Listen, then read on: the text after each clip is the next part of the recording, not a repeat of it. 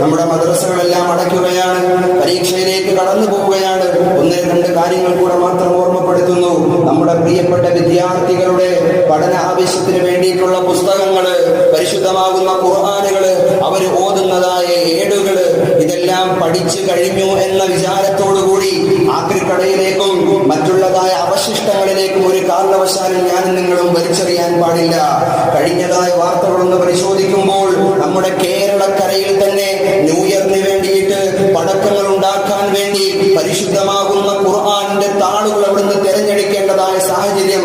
കാരണം ആക്രിക്കടയിൽ പോയി പരിശോധിച്ചപ്പോൾ കെട്ടുകണക്കിന് വരുന്ന ഖുർആനുകൾ ആ കടയിൽ ഇരിക്കുന്നതായ സാഹചര്യം. അവർ കൊണ്ടുപോയി അതിൽ പടക്കമുണ്ടാക്കുന്നു, മാലിന്യങ്ങൾ നിക്ഷേപിക്കുന്നു. ഇതിന് കാരണക്കാരാവാൻ പ്രിയമുള്ള മുഅ്മിനീങ്ങളെ ഞാനും നിങ്ങൾ നിന്ന് കൊടുത്തുകൂടാ. പിന്നെന്ത് ചെയ്യും?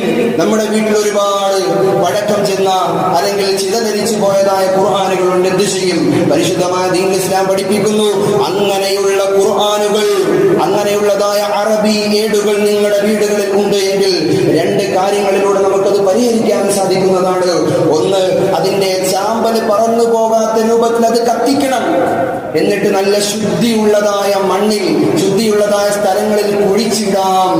അതും അല്ലെങ്കിൽ നല്ല ഒഴുക്കുള്ള വെള്ളത്തിൽ ഒഴുക്കിക്കളയാം. ഇങ്ങനെ രണ്ട് മാർഗങ്ങൾ ദീനുൽ ഇസ്ലാം നമ്മളെ പഠിപ്പിച്ചു തരുകയാണ്.